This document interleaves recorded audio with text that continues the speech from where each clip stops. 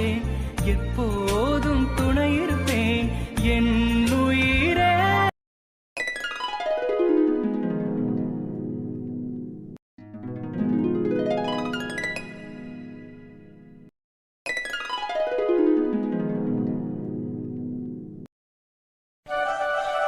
என்னடா தம்பி, படிப்பெல்லாம் இன்னும் 2 மாசத்துல முடிஞ்சிரும்னு கேள்விப்பட்டேன்.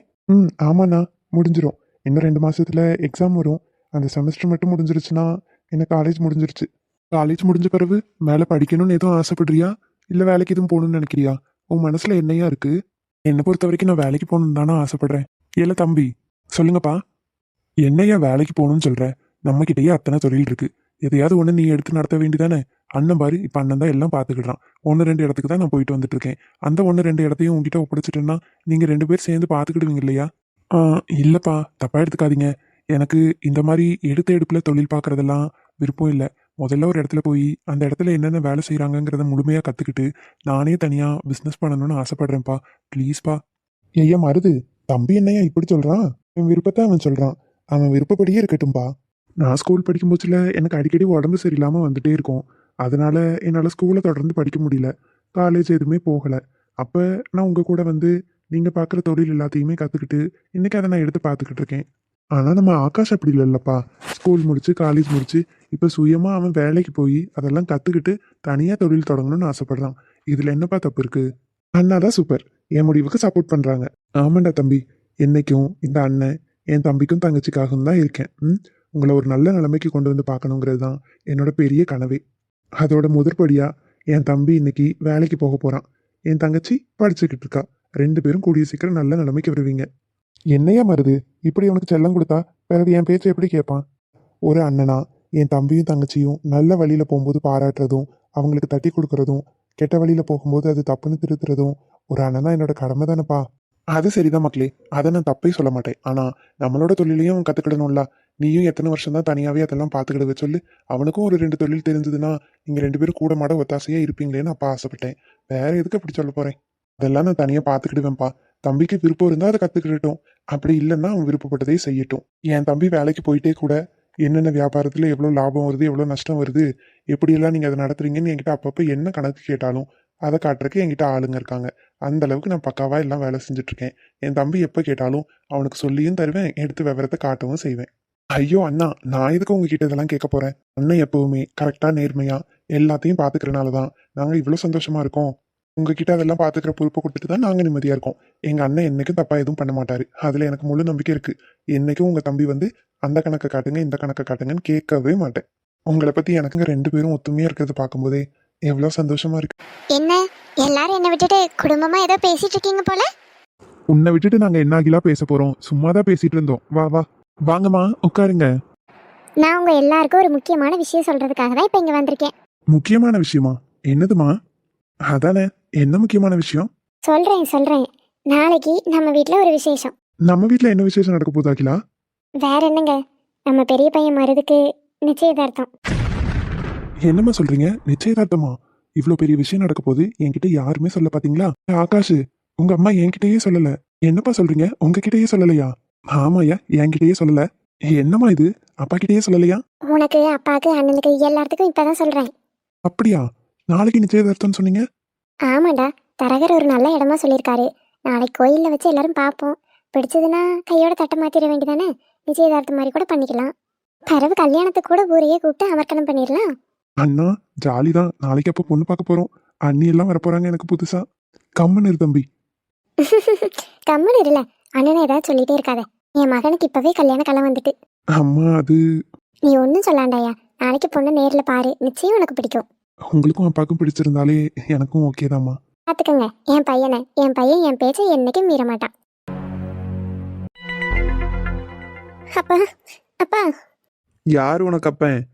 அப்பா, உங்களுக்கு என்ன கோவம் இருந்தாலும் வீட்டுக்கு போய் பேசிக்கலாம்ப்பா. ப்ளீஸ்ப்பா, தயவு செஞ்சு வீட்டுக்கு வாங்கப்பா. நான்லாம் வர முடியாது. ஐயோ, ஏன்ப்பா சொன்னால் கேட்க மாட்டேங்கிறீங்க? ரயில்வே ட்ராக்ல எப்படி உட்காந்துட்டு இருக்கீங்க? ட்ரெயின் எப்போ வரும்னு கூட தெரியலப்பா. ட்ரெயின் ஏதாவது வந்துச்சுன்னா என்ன ஆகுறது? வந்தா வரட்டும், நான் இருந்து மட்டும் என்னத்தை சாதிக்க போறேன்? பா ப்ளீஸ்ப்பா, எனக்கும் பாட்டிக்கும் உங்களை விட யாருப்பா இருக்கா? நீங்கள் தானப்பா எங்கள் கூட இருந்து பார்த்துக்கணும். நீங்கள் ஏன்ப்பா இப்படிலாம் பண்ணுறீங்க? ப்ளீஸ்ப்பா வாங்கப்பா. ஏய், உன் வேலை என்னமோ அதை பார்த்துட்டு கிளம்பு.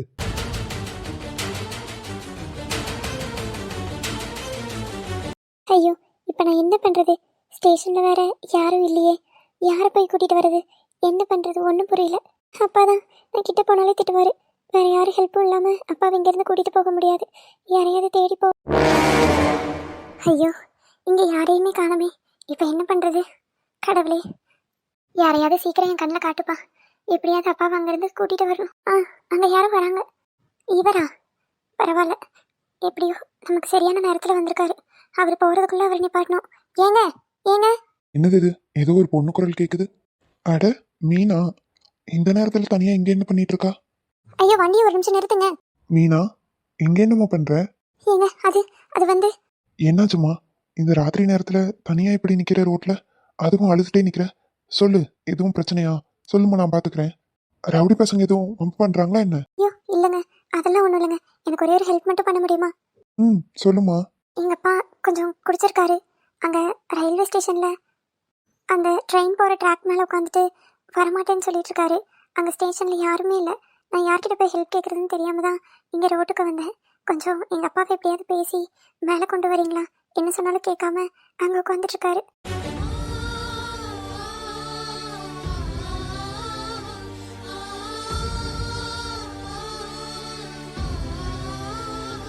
என்னம்மா சொல்கிற? சரி இரு, நான் வரேன். ரொம்ப தேங்க்ஸ்ங்க, வாங்க சீக்கிரம். ஐயா, அங்கே உட்காந்துட்டு என்ன பண்ணுறீங்க? அப்படிலாம் ரயில்வே ட்ராக் மேலே உட்காரக்கூடாது. எந்திரிங்க ஐயா. நான் உட்காருவேன், இங்கேயே படுத்து தூங்குவேன், என்ன வேணா பண்ணுவேன். அதை கேட்க நீ யார்ல? என்னங்க, அப்பா கொஞ்சம் குடிச்சிருக்காரு. தயவு செஞ்சு ஏதாவது ஹெல்ப் பண்ணுங்க. சரி சரி, அழுகாதீங்க, நான் பார்த்துக்கிறேன். ஐயா, முதல்ல எழும்புங்க. உங்கள் வீட்டில் கொண்டு போய் பத்திரமா உங்களை சேர்க்க வேண்டியது என் பொறுப்பு. யார்ல நீ நான் வீட்டுக்கு போனேன், என்னை கூட்டிகிட்டு போனான்னு சொன்னேன்னா? ஐயா, நீங்கள் நிதானமாக இல்லை. நீங்கள் குடிச்சிருக்கீங்க. இந்த நிலமையில அதுவும் இப்படி ட்ராக் மேலே உட்கார்றது ரொம்ப தப்பு. நீங்கள் வேற எங்கேயாவது இருந்தால் கூட பரவாயில்ல, ஸ்டேஷனில் இருக்க வேண்டாம் ஐயா. திடீர்னு ட்ரெயின் வந்துருச்சுன்னா அது உங்களுக்கும் ஆபத்து தான். உங்களால் நிதானமாக இருந்தால் தப்பிக்க முடியும். நீங்கள் நிதானம் இல்லாமல் இருக்கும்போது ட்ரெயின் சீக்கிரம் வந்தாலும் உங்களால் இங்கேருந்து எழும்ப முடியுமான்னு தெரியல. நான் சொல்கிறத தயவு செஞ்சு கேளுங்க. வாங்க என் கூட. அதெல்லாம் வர முடியாது. ட்ரெயின் தானே, வந்தால் அடிச்சுட்டு போட்டும். ஐயோ, என்னங்க, ட்ரெயின் வரப்போகுதுன்னு நினைக்கிறேன். சவுண்டெல்லாம் கேட்குது. ப்ளீஸ்ங்க, எப்படியாவது வெளியே வர சொல்லுங்க அப்பாவை. இப்போ இவர் என்ன பண்ணுறது? பொறுமையாக சொன்னால் வரமாட்டேங்கிறாரே. ஏல, இப்போ எதுக்கு என் சரக்கு போடுங்கண்ணே? ஒழுங்கு மரியாதையாக என்கிட்ட இருந்து போடுங்க, சரக்கு என்கிட்டே கொடு. என்னால் உங்ககிட்ட அதை தர முடியாது. உங்களுக்கு அந்த அளவுக்கு சரக்கு முக்கியம்னா என்கிட்ட இருந்து வாங்கிக்கிடுங்க. வா மீனா, போகலாம். என்னங்க அப்பா? அவரே வருவார், நீ வாமா. என்ன தைரியம் இருந்தா அதை என்கிட்ட இருந்து எடுத்துட்டு போமா.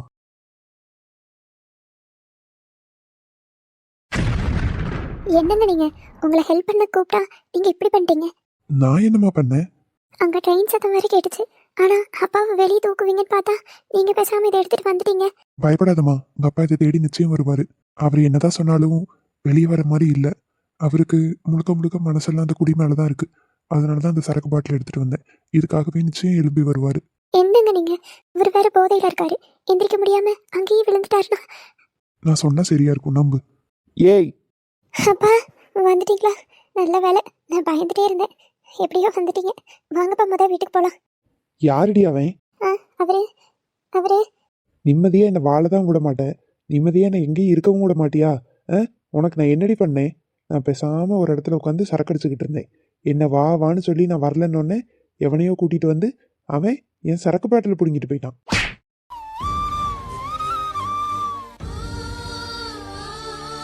யோ, உனக்கு கொஞ்சமாவது அறிவு இருக்காயா? தயவு செஞ்சு கொஞ்சமாவது வயசுக்கு இது மாதிரி நடந்துக்க. நீ குடிச்சிட்டு அங்கே போய் ரயில்வே ட்ராக் மேலே உட்காந்துருக்க. ட்ரெயின் எதுவும் வந்து அடிச்சு நீ செத்துக்கிட்டு போயிருவியோங்கிற பயத்துல தானே அந்த புள்ள இந்த ராத்திரியில, அதுவும் வயசுக்கு வந்த புள்ள இப்படி அலைஞ்சுக்கிட்டு இருக்கு. அந்த புள்ள சொல்லி நீ வெளியே வரலன்னு இப்படி வெளியே வந்து உதவி கேட்டு என்னை கூட்டிட்டு வந்துச்சு. நீ என்னடானா அதை துளி கூட புரிஞ்சுக்காம அந்த பிள்ளைய போட்டு அடிக்கிற. நீ எல்லாம் அந்த பிள்ளைக்கு ஒரு அப்பனாயா? இல்ல, நான் ஒன்றும் இவளுக்கு அப்பம் கிடையாது.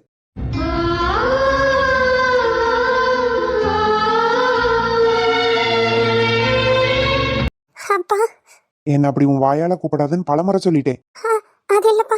வாய மூடு. என்னது, மீனாக்கு இவர் அப்பா கிடையாதா? எங்க அப்பான்னு சொல்லி தானே மீனா கூட்டிட்டு வந்தா. ஒண்ணுமே புரியல, ஒரே குழப்பமா இருக்கு. உன்கிட்ட எத்தனை தடவை என்னாச்சுப்பா? அப்பா, ஐயோ அப்பா, என்னப்பா ஆச்சு? கீழே விழுந்துட்டீங்க அப்பா?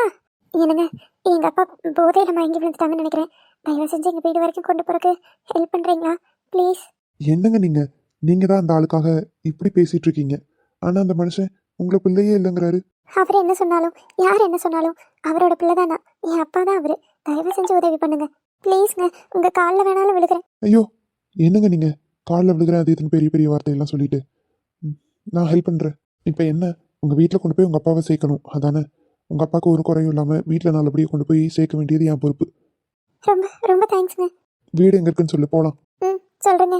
கொஞ்சம் நகருமா, அவரை தூக்குறேன். ம்.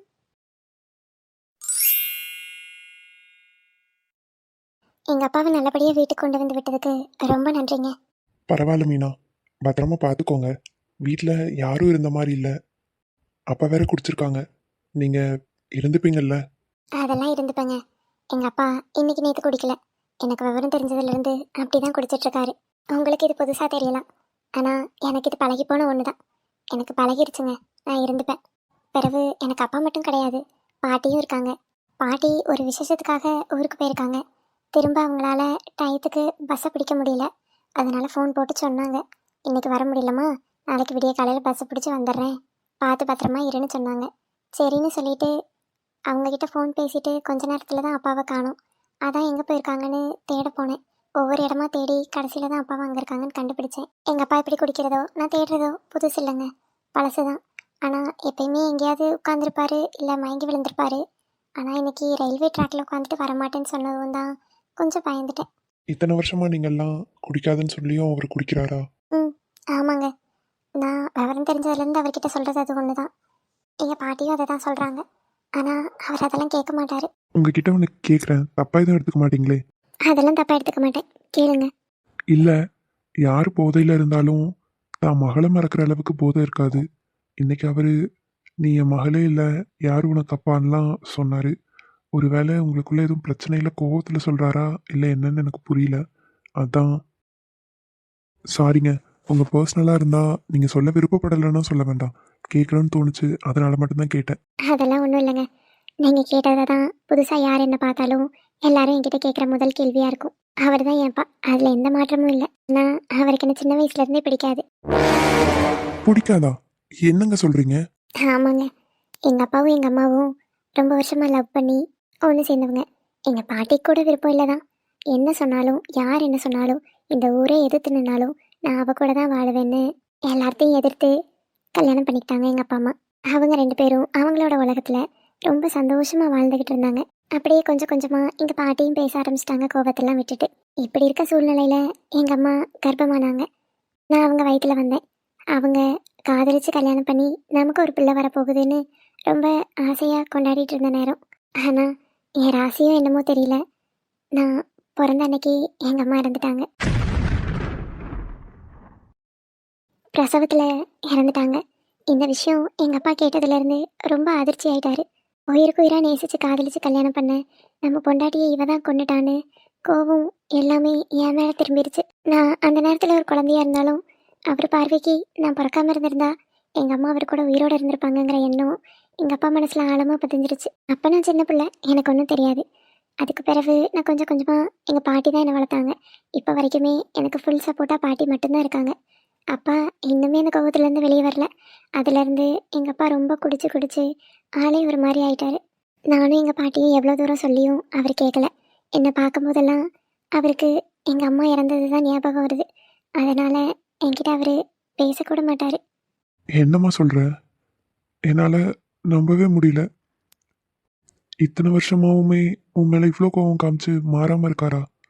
உனக்கு எவ்வளோ கஷ்டமாக இருக்கும்ல? ஆரம்பத்தில் ரொம்ப கஷ்டமாக இருக்கும். போக போக நான் புரிஞ்சுக்கிட்டேன். எப்போயாவது எங்கள் அப்பா பேசிடுவாருங்கிற நம்பிக்கையில் என் வாழ்க்கையை நான் வாழ்ந்துக்கிட்டு இருக்கேன். ஒரு பக்கம் யோசிச்சு பார்த்தா நம்ம ரொம்ப அன்லக்கி. நமக்கு எதுவுமே ஆசைப்பட்டதில்லை. சின்ன வயசுலேருந்து அம்மாவோட அரவணைப்பு ஒன்றுமே இல்லை. பாட்டி தான் வளர்த்தாங்க. அப்பாங்கிறவரும் என்னை இப்படி வெறுக்கிறாருன்னு தோணும்.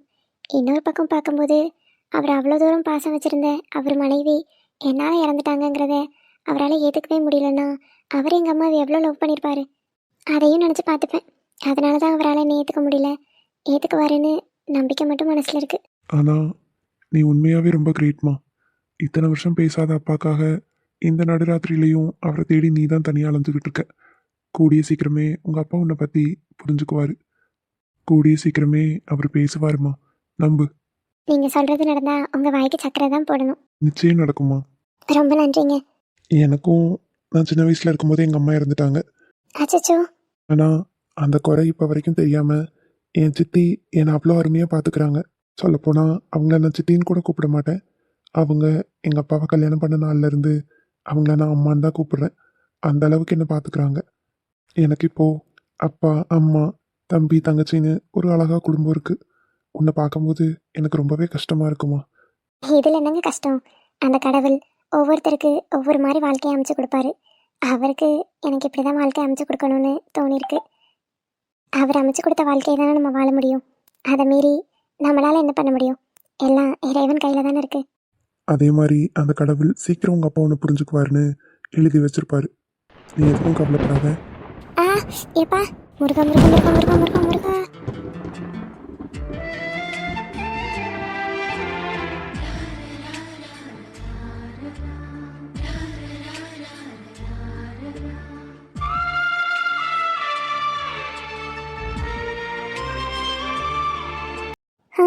ஐயோ, ரொம்ப சாரிங்க. எனக்கு இந்த இடின்னா கொஞ்சம் பயம். அதான் பதட்டத்தில் உங்கள் கையின் கூட கவனிக்காம பயத்தில் பிடிச்சிட்டேன். ரொம்ப ரொம்ப சாரிங்க. பரவாயில்லைங்க, பயத்தில் தானே பிடிச்சிங்க. இப்போ உங்கள் பயம் போயிருச்சா? ம், போயிருச்சுங்க. ஒரே இடிமின்னலாக இருக்குது. மழை வரும்னு நினைக்கிறேன். நீங்கள் வீட்டுக்கு போங்க, நானும் கிளம்புறேன். ம், சரிங்க. ஆ என்னங்க? இல்லை, நான் பொண்ணுங்கன்னு யார்கிட்டேயும் அவ்வளவா பெருசாக பேசினதே கிடையாது. எனக்கு கிடைச்ச பொண்ணுங்களில் முதல் ஃப்ரெண்டு நீங்கள் தான். அடிக்கடி நம்ம 2 பேரும் மீட் பண்ணிட்டு தான் இருக்கோம். ஏதோ ஒரு சூழ்நிலையில் அந்த கடவுள் நம்மளை சந்திக்க வச்சுக்கிட்டே தான் இருக்காரு. உங்களுக்கும் எனக்கும் ஒரு வேளை ஏதோ ஒரு நல்ல நட்பு உறவு உருவாகணும்னு கடவுள் நினைக்கிறாருன்னு நினைக்கிறேன். அதனால் இன்னையிலேருந்து நீங்களும் நானும் ஃப்ரெண்ட்ஸாக இருக்கலாம். ஓகேவா?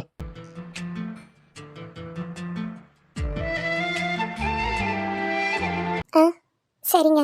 இன்னையிலேருந்து நீங்களும் நானும் நல்ல ஃப்ரெண்ட்ஸ். அதுக்கப்புறம் இன்னொரு விஷயம், இனிமேல் நம்ம 2 பேரும் நீங்கள் வாங்க போங்கன்னெலாம் பேசிக்க வேண்டாம். நம்ம தான் ஃப்ரெண்ட்ஸ் ஆகிட்டோம்ல. ஃப்ரெண்ட்ஸ் எப்படி பேசுவாங்களோ அப்படியே பேசிக்கலாம். பேர் சொல்லியே கூப்பிட்டுக்கலாம். சரியா? ம், சரிங்க. இப்போ தானே சொன்னேன். So sorry. ம், நாளைக்கு நம்ம ஊர் அம்மன் கோவிலில் எனக்கு காலையில் நிச்சயதார்த்தம். உண்மையாவா? உண்மையாதான். காலையில் 10 மணிக்கு அம்மன் கோயில் வந்துடணும். சரியா? என் நிச்சயதார்த்தத்தில் என் ஃப்ரெண்ட் இல்லாமல் எப்படி? அதானே, கண்டிப்பாக நான் வந்துடுவேன். ம், நல்லது. சரி, மழையும் வந்துருச்சு. ஒழுங்கா வீட்டுக்கு போ, நான் கிளம்புறேன். ஆ சரி. ஐயோ, அவர் பேர் என்னன்னு இன்னும் கேட்கவே இல்லையே. ஏங்க, உங்கள் பேர் என்ன? மருது. மருதா? இந்த பேரை நான் எங்கேயோ கேட்டிருக்கேனே. ஆ, நம்ம வேலை செய்கிற இடத்து ஓனர் பேரும் மருது தான். இவர் பேரும் மருது தானோ? ஆனால் இவரும் அவரும் ஃப்ரெண்டுன்னு சொன்னாங்களே. 2 பேருக்கும் ஒரே பேராக இருக்குமோ? என்னமோ. சரி, ஐயோ மழை வேற வருது. நம்ம முதல்ல வீட்டுக்கு போவோம்.